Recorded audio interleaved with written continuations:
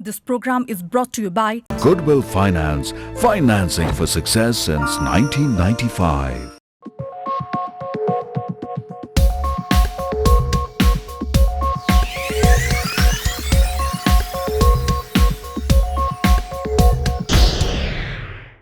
नमस्कार दर्शकवृन्द, AP trade टकमा स्वागत छ।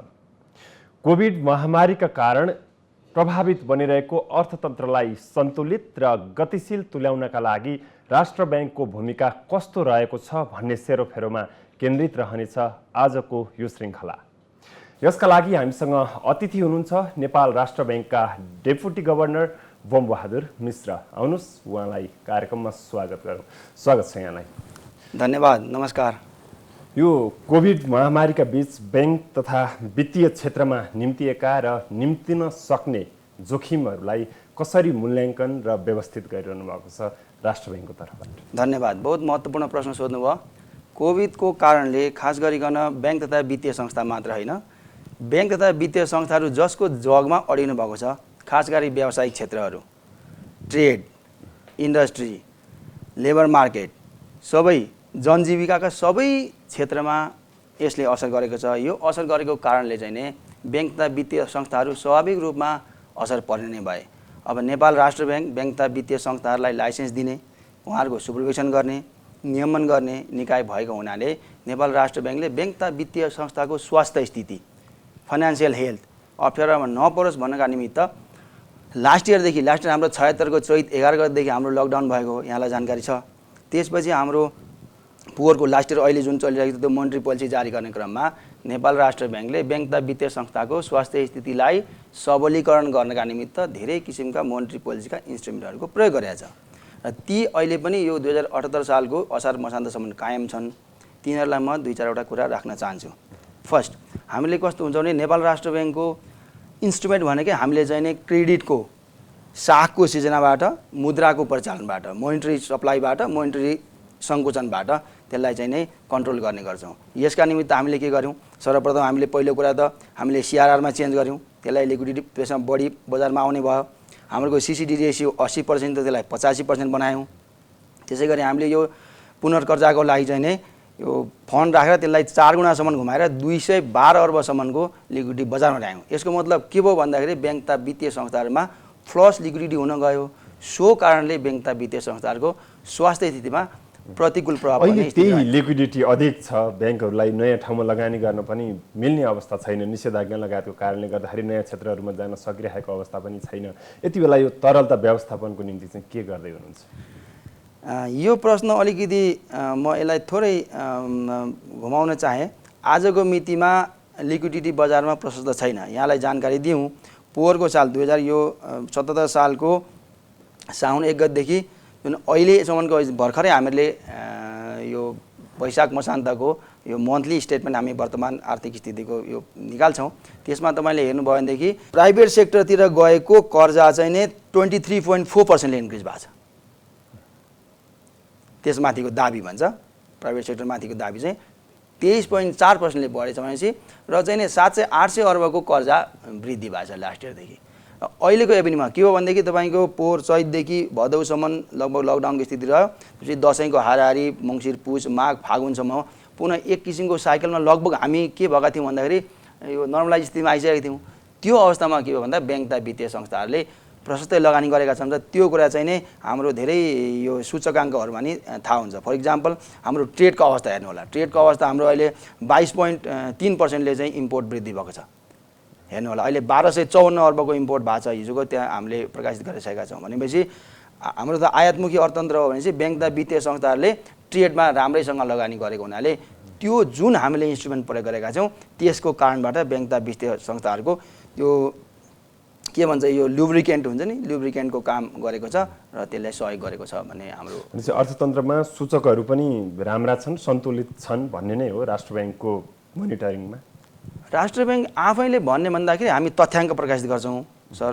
तथ्याङ्क प्रकाशित गर्दा तथ्याङ्क आफै बोल्छ। हामीले जुन कुरा हामीले जस्तै फर इक्जाम्पल हामीले 3.65% को हाम्रो रिटेल यो इन्फ्लेसन छ, त्यो चाहिँ नि हाम्रो लगभग 50% को हाराहारी हाम्रो तोकेको भन्दा कम पर्सेन्टमा छ।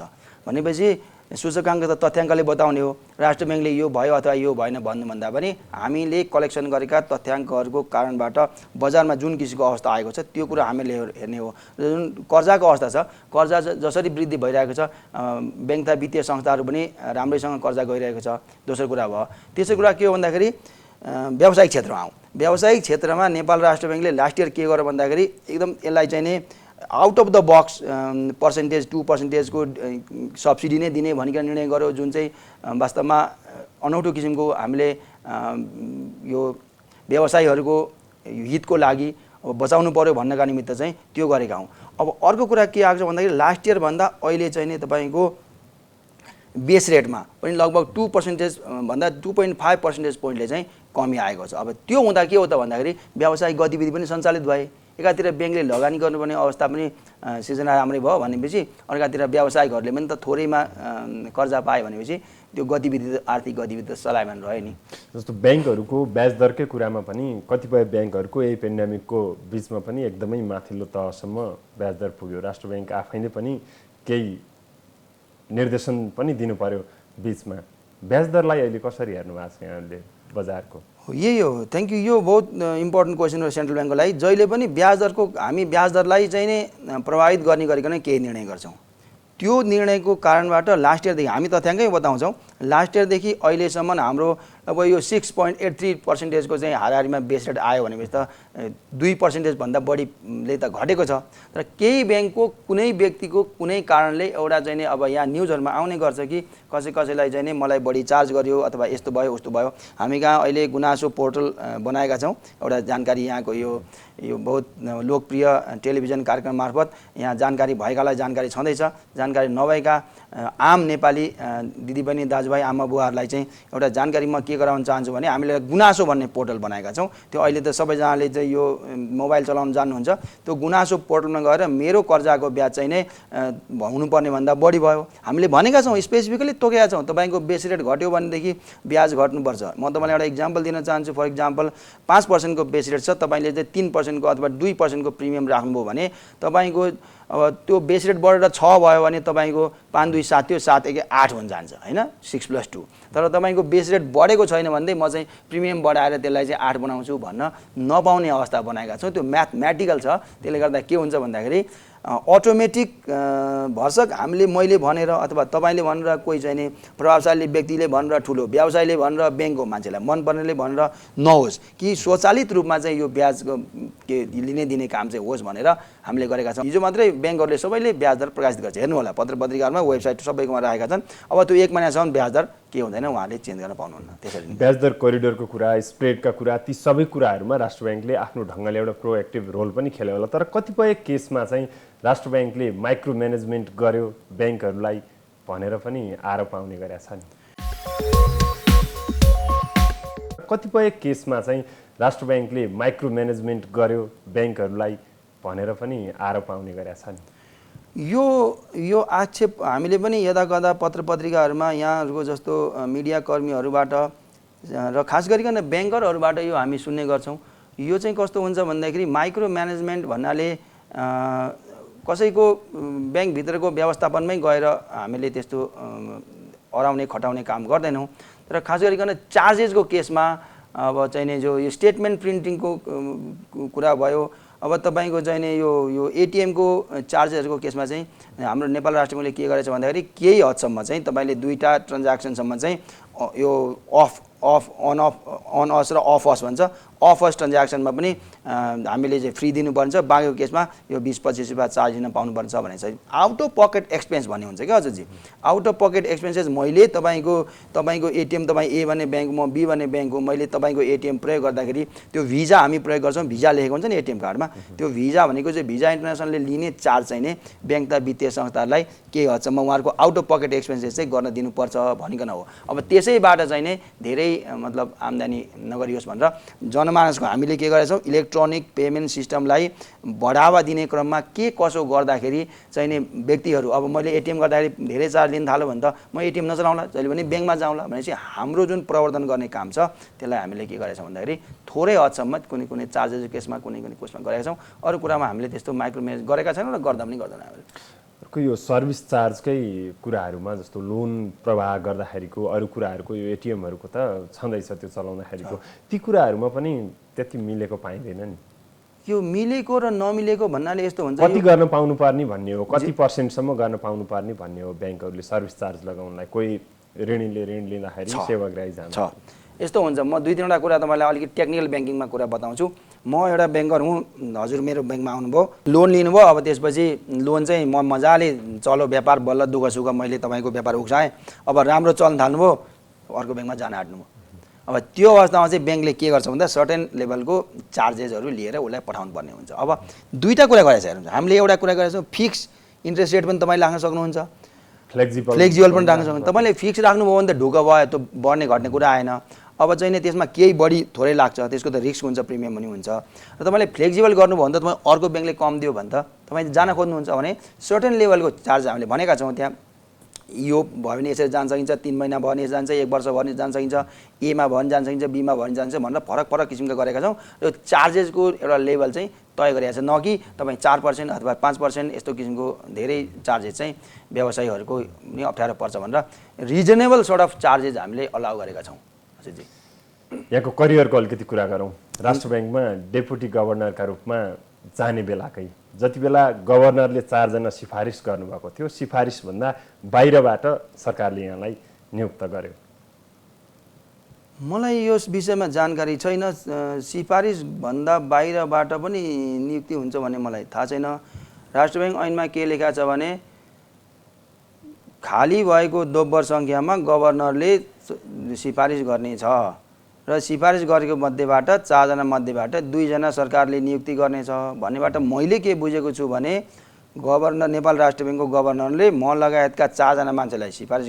गरिएको थियो र ती मध्येबाट 2 जनाबाट म 1 जना परेको हुँ भन्ने मैले बुझेँ त्यतिबेला त नीलम ढुङ्गाना देवकुमार ढकाल गुणाकर भट्ट र प्रकाश कुमार श्रेष्ठको नाम सिफारिस भएको थियो प्रारम्भमा अब यो जानकारी यहाँलाई छ रहेछ मलाई यो जानकारी भएन मलाई जानकारी मैले यसमा जोड्न खोजेको यहाँ त्यो पदमा सरकारले नियुक्त गरिसकेपछि त्यहाँ पुग्दै गर्दाखेरि खैर 2 जना मध्येबाटै छानिए पनि जसरी पनि 4 मध्ये 2 नै नियुक्त गर्नु नै थियो यहाँलाई नै छान्नुको कारण चाहिँ के हो जस्तो लाग्छ अब यो छान्नुको कारण म मेरो तर्फबाट बताउन सक्छु छान्ने मान्छेको तर्फबाट बताउन मैले यहाँको आफ्नै अपिनियन छैन अब मैले आफूले प्रेजेन्ट गर्ने हो you have to sell yourself भन्छ यो चाहिँ नि म क्यापेबल छु मैले मेरो सिभी प्रस्तुत गरेको छु मैले ब्याङ्कमा कसरी काम गरेको छु भन्दा मसँग 2-3वटा खासियत खुबीहरू छन् र त्यो अहिले पनि छन् त्यो सधैँभरि सानैदेखि छन् र म एकदम राम्रो पढ्ने विद्यार्थी हुँ सानैदेखि म एकदम जेन्दार विद्यार्थी हुँ र मेरो पढाइको लेभल एकदम राम्रो छ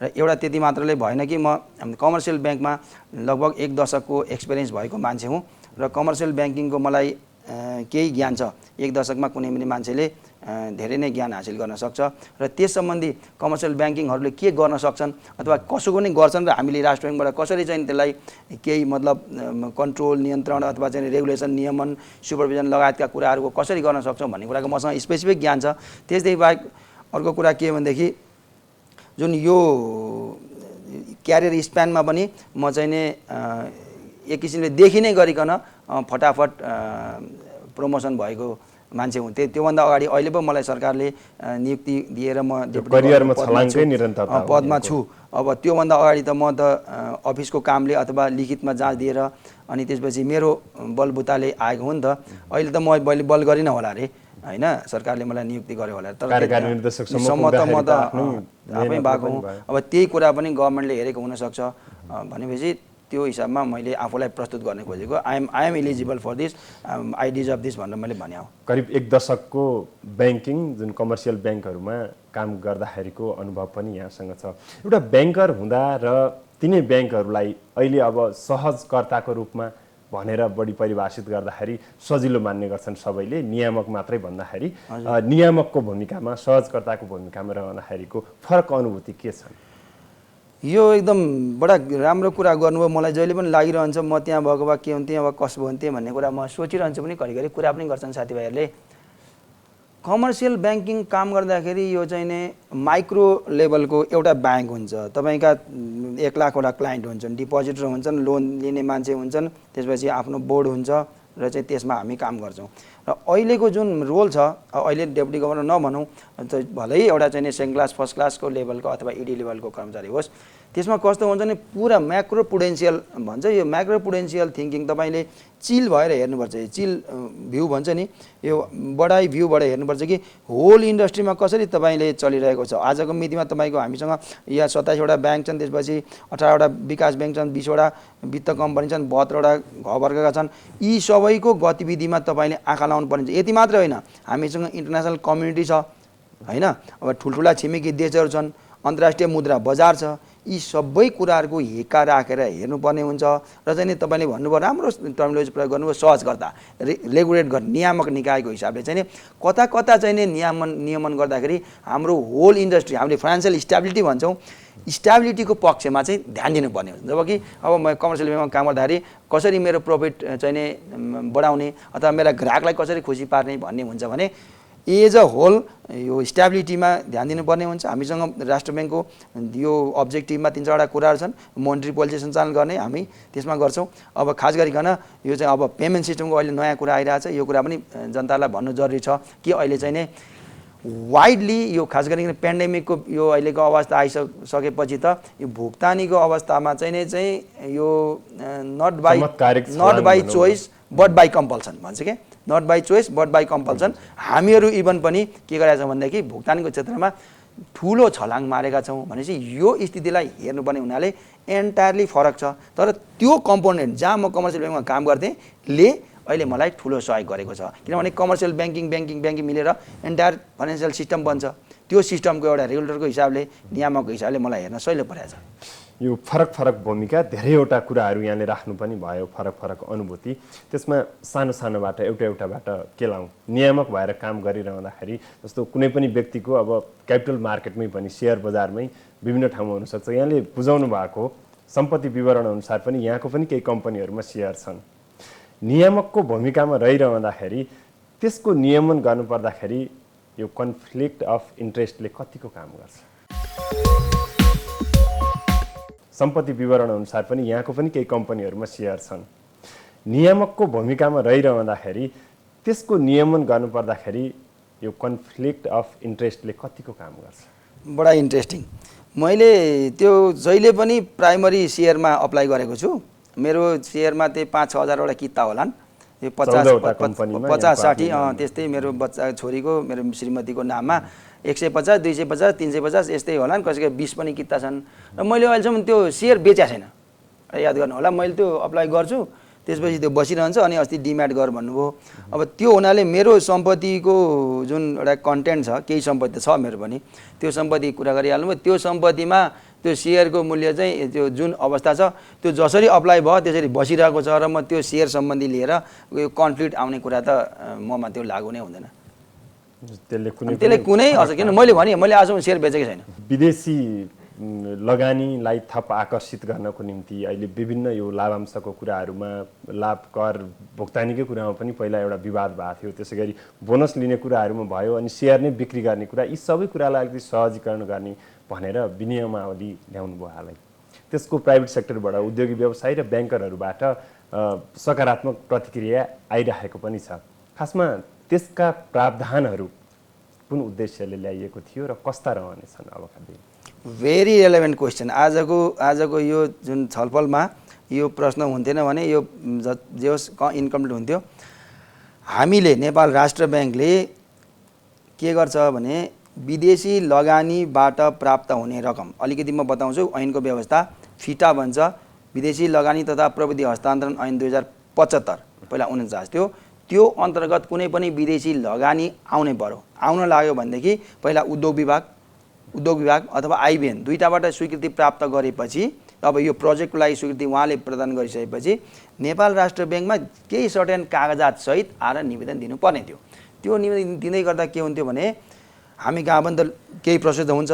अब यो ल्याऊ त्यो ल्याऊ कागज ल्याऊ भन्दाखेरि जो विदेशी लगानीकर्ता हुन्छ त्यसले एकातिर उद्योगमा टाइम खान्छ, आइबिएन टाइम खान्छ, केही कुछ प्लस राष्ट्र ब्याङ्कमा आएर पुनः टाइम खाँदाखेरि चाहिँ त्यो अलग अलग ठाउँमा अलग अलग मान्छेहरूले समय लिने हुँदा उहाँहरूलाई एक किसिमको असहज परिस्थिति सिर्जना भयो भन्ने कुराको अनुभव गरेर हाम्रो गमसा महाप्रसाद अधिकारीको नियुक्ति भइसकेपछि म त्यतिखेर विदेशी विनिमय व्यवस्थापनमा थिएँ, त्यहाँको प्रमुख थिएँ म। अनि हामीले छलफल गरेँ, उहाँको निर्देशनले यो कुरो भयो। उहाँ आइबिएन हुनुहुन्थ्यो, धेरै जानकारी उहाँसँग थियो। म पनि विदेशी विनिमयमा काम गरेको निकै लामो समयदेखि थियो। त्यहाँ त्योबाट छलफल हुँदै गर्दाखेरि अब कसो गर्ने भन्दा let us skip this whole process. What process? अब उद्योगको त हामी स्किप गर्न सक्दैनौँ, आइबिएनको त सक्दैनौँ, ऐनको व्यवस्था छँदैछ भनेदेखि what process can be skip भन्दाखेरि the process which is in Nepal Rastra bank that can be skip. अब गर्ने कसो भन्दाखेरि वी डिस्कस्ड अ लट, लगभग 6, 7, 8 महिना, यो थाहा हुँदैन एकैचोटि निक्ल्यो बिनिहाल्यो भन्नु होला। हामीले धेरै एक्सर्साइज गरेर चाहिँ यो गऱ्यौँ, त्यो गऱ्यौँ, यसो गऱ्यौँ, त्यसो गऱ्यौँ, छलफल पटक पटक गऱ्यौँ। त्यो गरेपछि हामीले के गर्दा these are the process which can be skip now भनेपछि स्किप गर्नेमा चाहिँ ग्रिन फिल्डमा आउने पैसा चाहिँ अहिले स्किप गरौँ र ब्राउन फिल्डमा आउने पैसालाई केही हामी टाइट मतलब लिउँ, स्वीकृति दिउँ भनेपछि कमर्सियल ब्याङ्कहरू जो कमर्सियल ब्याङ्कमा उहाँले पैसा ल्याउनुहुन्छ हामीलाई पूर्व जानकारी दिएर तपाईँले भनौँ न फर इक्जाम्पल $1 करोड ल्याउनु खोज्नुभयो भनेदेखि उद्योग विभागबाट स्वीकृति प्राप्त गर्नुभयो, सर्टेन कागजात चाहिने चाहिँ हामीले अनुसूची राखेको छौँ, त्यो लिनुभयो।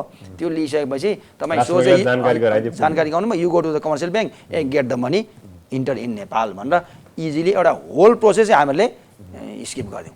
यसबाट अर्को एउटा पनि प्रश्न उठाउनेहरूले आशंका त विभिन्न कोणबाट गर्न पाउने भए यसले चाहिँ अलि ब्ल्याक मनीलाई व्हाइट गराउनको निम्ति त्यो ढङ्गले आउने खतरा रहन्छ कि भन्ने प्रश्न पनि यता कता आइरहेका छन्। हरेक यसप्रति कतिको सचेतता अप्नाइएको छ?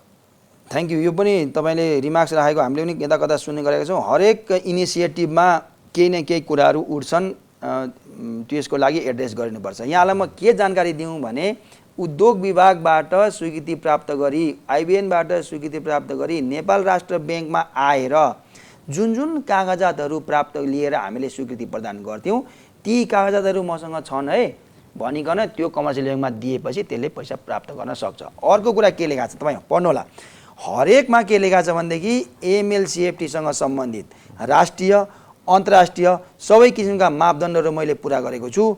इफ एनिथिङ गोज रङ, यसमा यदि कानुन बमोजिम नभएको अवस्थामा चाहिँ सबै म सौला बुझाउला भनिकन सेल्फ डिक्लेरेसन गर्नुपर्छ र गरेको छ भन्ने कुरा हरेक डकुमेन्ट तपाईँ हेर्नु, कुनै पनि डकुमेन्टमा एमएलसिएफटी सम्बन्धी कुरालाई हामीले नजरअन्दाज गरेका छैनौँ र हामी के कन्फिडेन्ट छौँ भने यसबाट पहिलाको व्यवस्थामै अब लिपोल थियो भनेदेखि त्यसमा केही कुरा होला, तर अहिले हामीले जुन त्यो चेन्जेसको किसिमबाट त्यो गर्न खोजेका छैनौँ र हामी त्यसमा अत्यन्त सजग छौँ, किनभने यो त अन्तर्राष्ट्रिय छविको कुरा हो। मौद्रिक नीतिको पनि तयारी गर्दै हुनु होला। आगामी आर्थिक वर्षको बजेटले जुन लक्ष्य लिएको छ त्यसलाई पुरा गर्नको निम्ति पनि राष्ट्र ब्याङ्कले त्यही ढङ्गको मौद्रिक नीति ल्याउनु पर्ने प्रावधान छ, ल्याउँछ।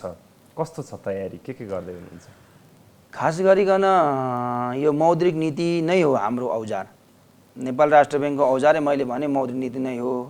वित्त नीति फिस्कल पोलिसीले परिलक्षित गरेका एउटा कन्सेप्चुअलाइज गरेका भिजनरी कुराहरूलाई मोनिटरी इन्स्ट्रुमेन्टबाट ब्याज दरको कारणबाट मुद्रा सप्लाईको कारणबाट नेपाल राष्ट्र ब्याङ्कले एड्रेस गर्ने गर्छ।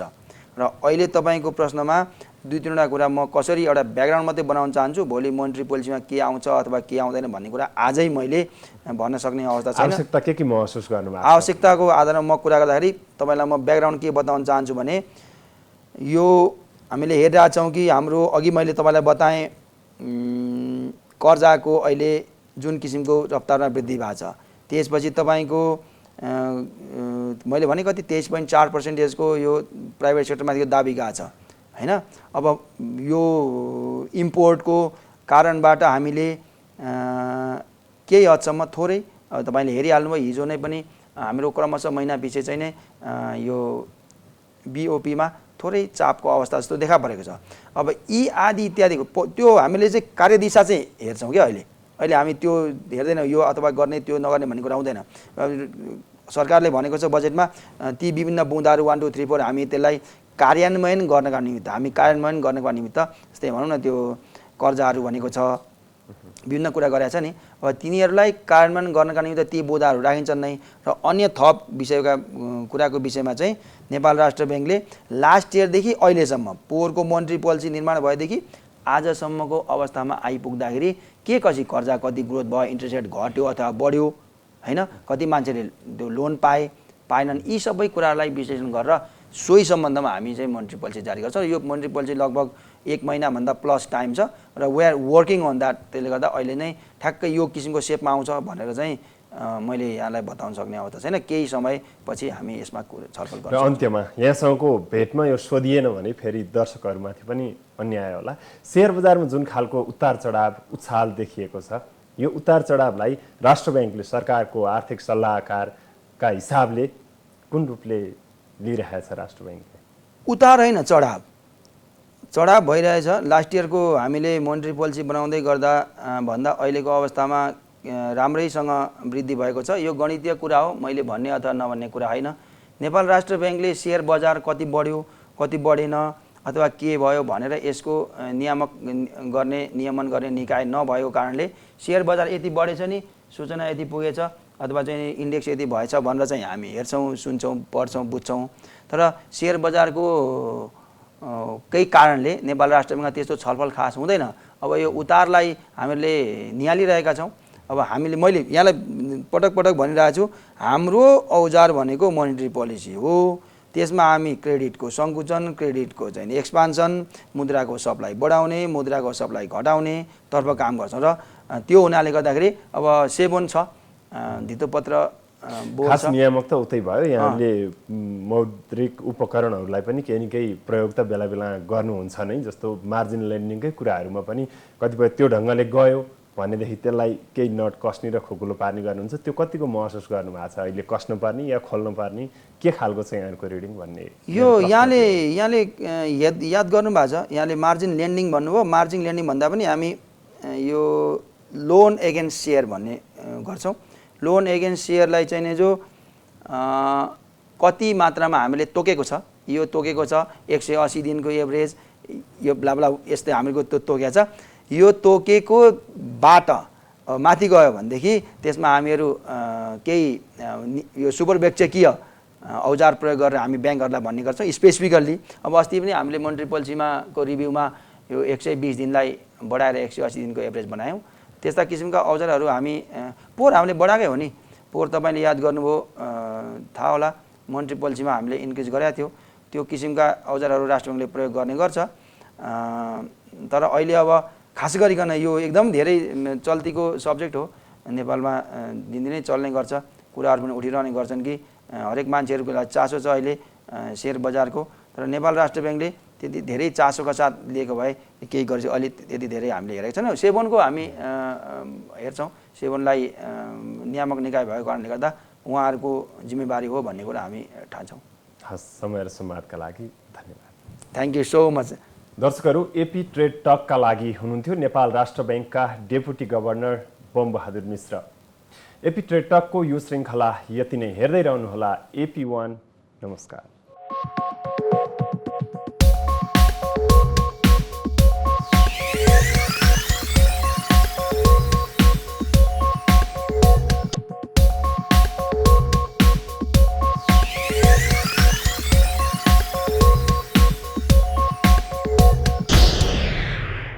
This program is brought to you by Goodwill Finance, financing for success since 1995. It's an AP1 presentation.